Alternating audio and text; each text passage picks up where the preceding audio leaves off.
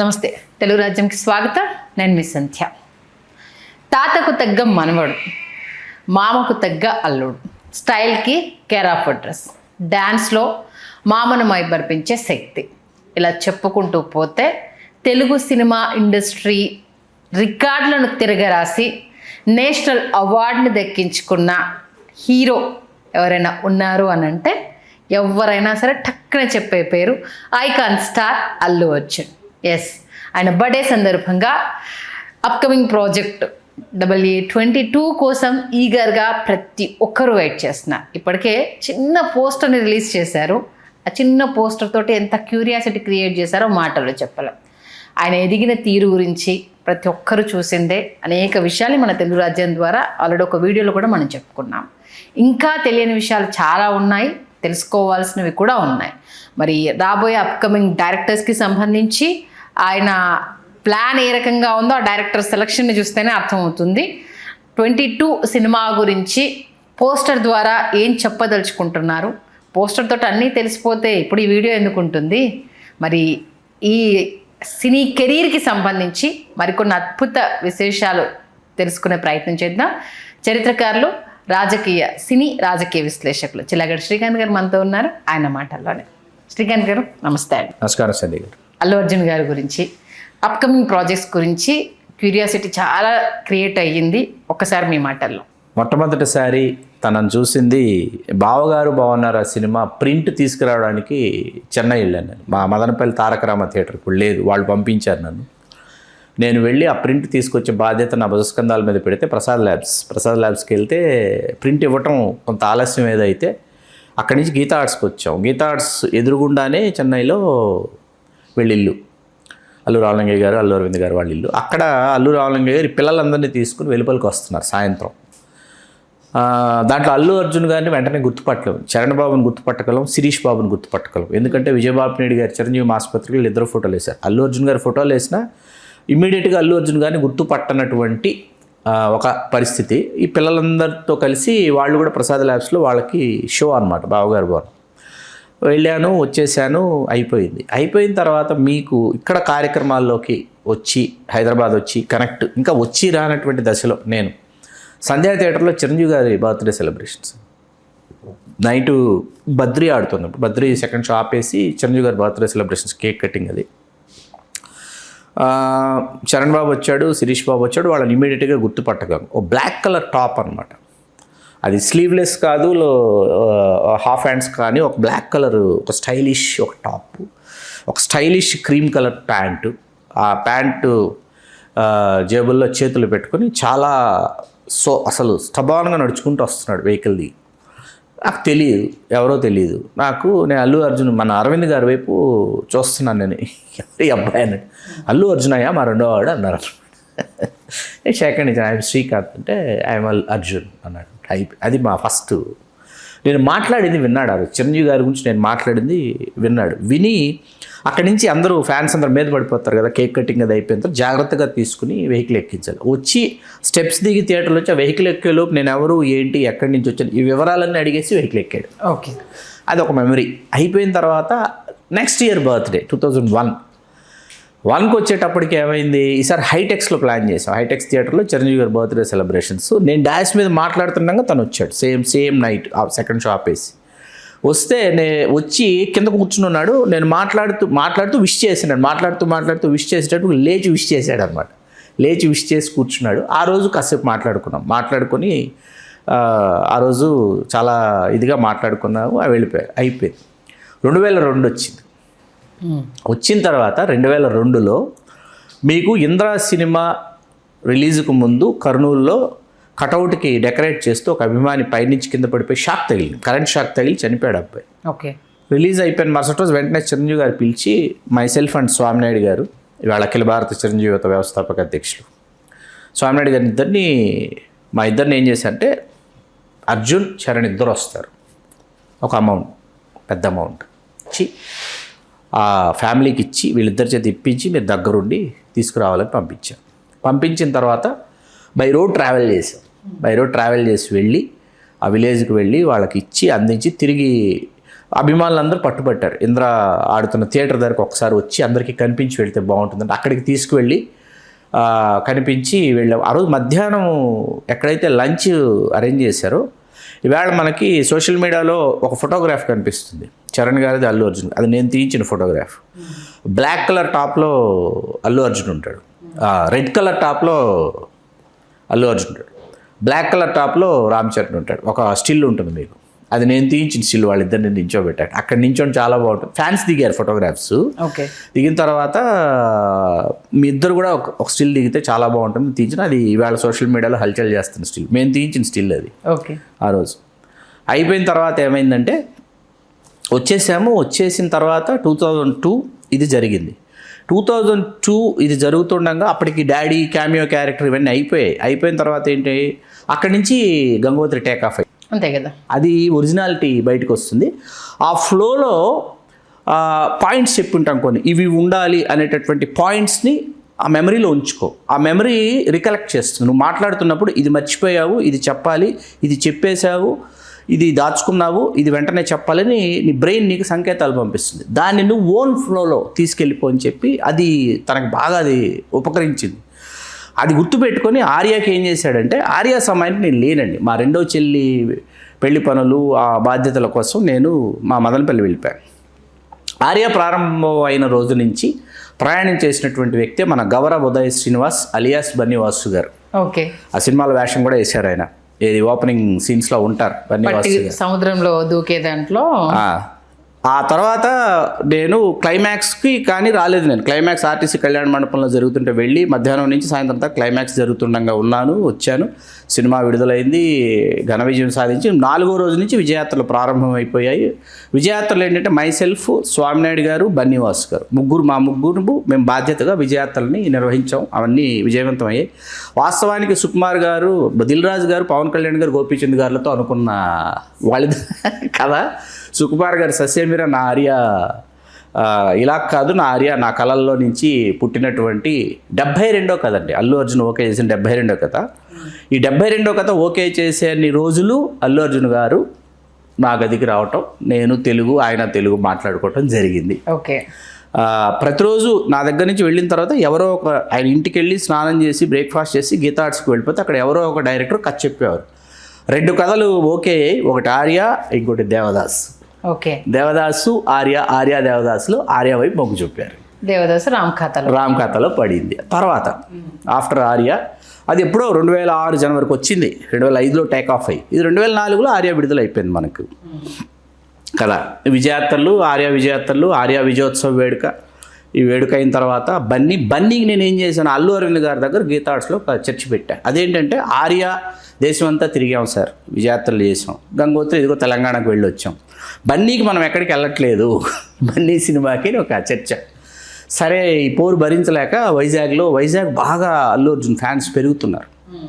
వైజాగ్లో గురజాడ కళామందిరంలో పెట్టాం 50 days function, నేనే వ్యాఖ్యాత. ఇవన్నీ చేసుకుంటూ నాకెందుకో లుక్ వైజ్ క్లైమాక్స్ 2 నచ్చవండి. మ్యూజికల్గా యువన్ శంకర్ రాజా గారు ఇది నాకు కరుణాకరన్ గారు నా విషయంలో నాకు చాలా కోపం వస్తుంది కరుణాకరన్ గారి మీద. దేశముద్ర నుంచి ట్రాన్స్ఫర్మేషన్ ఆఫ్ అల్లు అర్జున్. వరుడు సినిమా తర్వాత తన వివాహమైంది. వరుడికి ఏంటంటే ఈ భుజం డిస్లోకేట్ అయింది. డిస్లోకేట్ అయిన తర్వాత నేను ఒక ఈవెంట్కి ఇన్వైట్ చేయాలి, వెళ్తే డిస్లోకేట్ అయింది, ఇలాగా రాలేను అని చేయి పైకి లేవలేనటువంటి పరిస్థితి. మీరు వరుడు సినిమా చూస్తే సెకండ్ హాఫ్లో వచ్చే ఒక పాటలో చేతికి మొత్తం ఒక కట్టు కట్టుకొని కలర్ఫుల్ కట్టు ఉంటుంది, అదే స్టైల్ అనుకుంటాం మనం. ఎక్స్ట్రాడినరీగా డ్యాన్స్ చేశాడు. డాక్టర్స్ చాలా వారించారు, వినలేదు అసలు. అక్కడి నుంచి ఏంటంటే ఈ అన్ని సినిమాలు చేసుకుంటూ ముందుకెళ్తూ వస్తూ పడుతూ లేస్తూ ఆ సమయంలో ఏంటంటే పెళ్లి కొడుకు వరుడు సినిమా తర్వాత వెంటనే పెళ్లి చేసుకోవాలని అనిపించింది. పెళ్లి కొడుకు అవ్వబోతున్నాడు.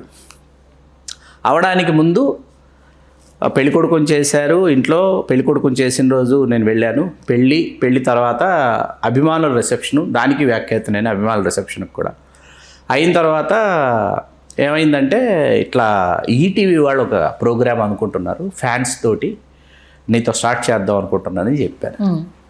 అంటే ఏంటి ప్రోగ్రామ్ ఏంటి అని అడిగితే ఎక్స్ప్లెయిన్ చేస్తే ఒకసారి డాడీతో కూడా డిస్కస్ చేయరా అన్నట్టు చేస్తాను అని. అప్పటికి అన్నపూర్ణాలో సెట్ వేసేసాం. ప్రోగ్రాం పేరు అభిమాని. మ్మ్. స్టార్తో అభిమానులు ఇంటరాక్ట్ అయ్యేటటువంటి ప్రోగ్రాం. రాజీవ్ కనకాల. ఎస్, అది చేసాం ప్రోగ్రామ్. చేస్తే అరవింద్ గారికి వెళ్ళి ఎక్స్ప్లెయిన్ చేస్తే ఇంకెవరెవరు చేస్తున్నారని అడిగాడు. సార్ వాళ్ళు నాగ చైతన్య, తారక్ ఇద్దరు కూడా వస్తామని చెప్పారు సార్.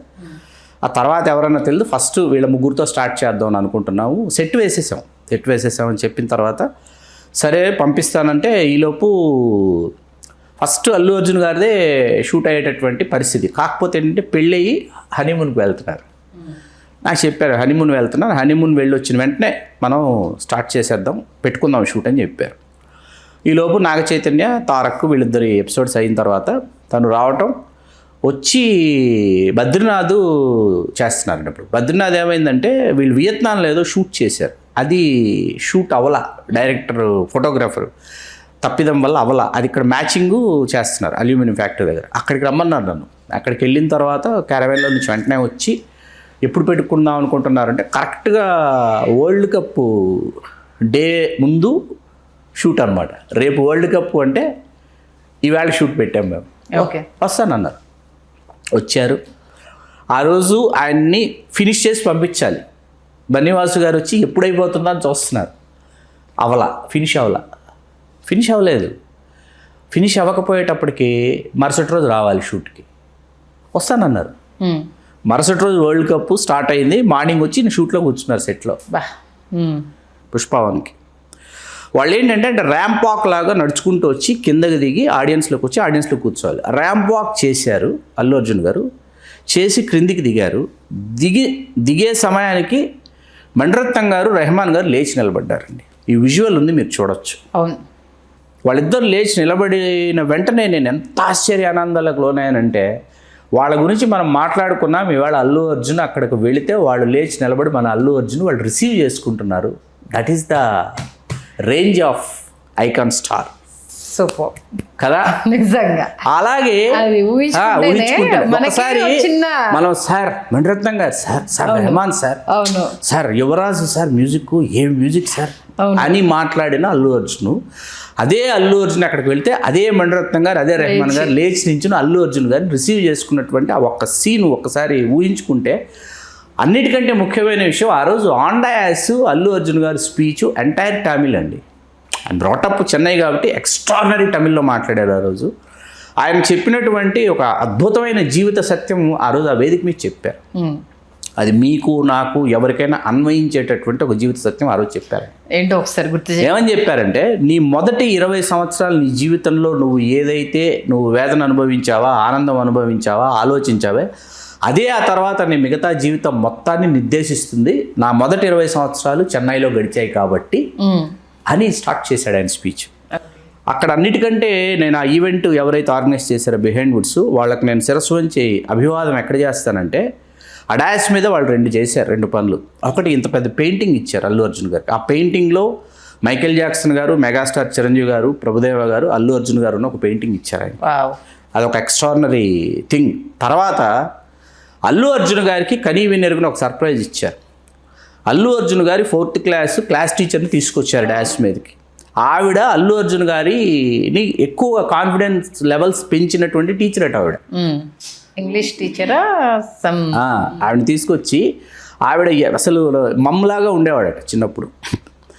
ఆవిడ నీలో ఏదో ఒక ఎక్స్ట్రా కరిక్యులర్ యాక్టివిటీ ఉంటుంది, నీలో ఏదో ఒక తెలియని ఒక తప్పన ఉంటుంది, అదేంటో గుర్తించు, దానిని వెలికి తీసి చెప్పింది. ఆవిడని తీసుకొచ్చి ఆ రోజు ఇవన్నీ ఏంటంటే, హీఈస్ ఎ కంప్లీట్ మ్యాన్. ఈ సినిమా వస్తుంది, ఈ సినిమా ఆడుతుంది, ఈ సినిమా ఇంత ఇవాళ 1800 కోట్లు అండి ఆయన బెంచ్ మార్క్ సెట్ చేసి పెట్టాడు. అది రేపు ఇంకొక హీరో మహేష్ బాబు గారా, ప్రభాస్ గారా, రామ్ చరణ్ గారా, మళ్ళీ అల్లు అర్జున్ గారా, చిరంజీవి గారా, ఎవరు ఏమిటన్నది అది కొనసాగుతూ ఉంటుంది. అదొక ప్రవాహం కదా. కాకపోతే ఈ ప్రవాహంలో ఏంటంటే వెనక్కి తిరిగి చూసుకుంటే ఇది నేను అని చెప్పుకునేటటువంటి కొన్ని మజిలీలు ఉంటాయి. ఆ మజిలీల్ని అతను దాటుకొని వచ్చాడు, సృష్టించాడు, అధిగమించాడు. అక్కడికి వచ్చి ఇది నేను అని చెప్పి నిలబడ్డాడు. కాబట్టి అతను ఇంకా మరిన్ని ఎత్తులకు ఎదగాలని ఇక్కడ అతనికి ఒక విషయం, ఒక మాట నేను డాష్ మీద చెప్పింది చాలా ఇష్టం. పాండవ మధ్యముడు అర్జునుడు పక్షి కన్ను గురి చూసి కొట్టాడు పాండవ మధ్యముడు అర్జునుడు, ప్రేక్షకుల హృదయాలను కొల్లగొడుతున్నాడు అల్లు వంశోద్దీపకుడు ఈ అర్జునుడు. ఈ 2 వాక్యాలు చాలా ఇష్టం అల్లు అర్జున్ గారు. నేను డాష్ మీద చెప్పేవాడిని. సూపర్, అన్ని బాగానే చెప్పారు. అసలు విషయం చెప్పట్లేదు. ఏ విషయం అండి? అప్కమింగ్ ప్రాజెక్ట్స్ గురించి అండి. ఆ అద్భుతాలండి, కని విని ఎరుగున అద్భుతాలు. వాటి గురించి ముందే మనం అన్ని చెప్పేస్తే కొంచెం ఇక్కడ అల్లు అర్జున్ గారు అండ్ ఏ టీం ఎవరైతే ఉన్నారో, ఏ టీం, ఏ ఆర్మీ గురించి నేను మాట్లాడటం లేదు. ఏ టీం ఎవరైతే ఉన్నారో 100 మంది పైన ఉన్నారు. ఏ టీం ఏంటంటే ఇటీవల కొన్ని సినిమాల విషయంలో జరిగిన లీకులు వగైరా వాటన్నీ పక్కన పెడితే వీళ్ళు చాలా గోప్యంగా, చాలా జాగ్రత్తగా, చాలా నింపాదిగా, పకడ్బందీగా వ్యవహరించారు కాబట్టి దాన్ని అలా ఉండనిద్దాం. సరే, ఎలా ఉంటాయి అనేది ఒక చిన్న క్యూరియాసిటీ. ఒకదాన్ని మించి ఒకటైతే ఖచ్చితంగా ఉంటాయి, ఉండాలని మనస్ఫూర్తిగా కోరుకుందాం. ఫ్యాంటసీ బేసా ఇప్పుడు జనరేషన్ కి టూ డైమెన్షన్స్ ఉన్న క్యారెక్టర్ చేస్తున్నారు. Okay, it's socio fantasy. 2 dimensions ఉన్నటువంటి క్యారెక్టర్ సోషియో ఫ్యాంటసీ చేస్తున్నారు. ఓకే, అది అంటే సోషియో ఫ్యాంటసీ చేయాలన్నది ఆయన కళ. వీళ్ళందరికీ ఏంటంటే అండి, ఈ అల్లు అర్జున్ గారికి, రామ్ చరణ్ గారికి మరియు అల్లు శిరీష్ గారికి వీళ్ళందరికీ ఒక డ్రీమ్ లాంటి సినిమా వీళ్ళకి జగదాయ్ తిలక్ సుందరి. ఓకే, వాళ్ళకి అది చాలా డ్రీమ్ అనమాట. ఆ డ్రీమ్లో నుంచే మీకు వాళ్ళు మనం అలాంటి చెయ్యాలని వాళ్ళకు ఉంది. దానిలో నుంచి అది సాంకేతికంగా అత్యున్నతంగా ఇంకా ఏ స్థాయిలో అది ఏ విధంగా వచ్చిందన్నది అపజయం ఎరుగినటువంటి దర్శకుడు దర్శకత్వం వహిస్తున్నాడు అట్లీ.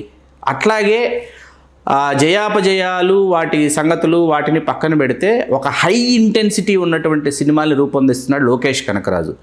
ఇంటలెక్చువల్గా ఎలా ఆలోచించాలి, దాన్ని కమర్షియల్గా ఎట్లా ట్రాన్స్ఫార్మ్ చేయాలి, దాన్ని ఆడియన్స్కి ఎట్లా కనెక్ట్ చేయాలన్న సినిమాలు చేసిన డైరెక్టరు మిన్నాల్ మురళి ఇవన్నీ కాబట్టి బాసిల్ జోసెఫ్. కాబట్టి నాకెంతో ఇష్టమైనటువంటి ఈ జనరేషన్ డైరెక్టర్స్తో అల్లు అర్జున్ చేయటం నాకు చాలా ఆనందంగా ఉంది. Eagerly awaiting. అందరూ తమిళ డైరెక్టర్, మలయాళ డైరెక్టర్, అసలు కాంబినేషనే చాలా చాలా క్యూరియాసిటీని డెవలప్ చేస్తుంది. అంటే ఆఫ్టర్ తెలుగు డైరెక్టర్ తర్వాత ఇమీడియట్గా తమిళ డైరెక్టర్ వాళ్ళు మళ్ళీ ఏ రేంజ్లో హిట్స్ ఇచ్చిన వాళ్ళను ఎంచుకోవడం అనేది, వాళ్ళు ఈయన వెతుక్కుంటూ రావడం అనేది నిజంగా it's a combination of success అనేది రేపు ఎలా ఉంటుందనేది తెర మీద. అంటే ఒక వాక్యంలో చెప్పేద్దామండి మనం ఇంత మాట్లాడింది ఒక వాక్యంలో చెప్దాం. తెలుగు సినిమాని చాలామంది నెక్స్ట్ లెవెల్కి తీసుకువెళ్ళారు అనేటటువంటి లెవెల్స్, బెంచ్ మార్కులు ఏవైతే ఉన్నాయో మన హీరోలు కావచ్చు, స్టార్లు కావచ్చు, దానికి ఇంకా పైన ఇంకేమన్నా ఉంటే అక్కడికి తీసుకెళ్లేవాడిని నేను అని చెప్పి అల్లు అర్జున్ గారు చెప్పకనే తన సినిమాల ద్వారా, చర్యల ద్వారా ఆయన చెబుతున్నారు.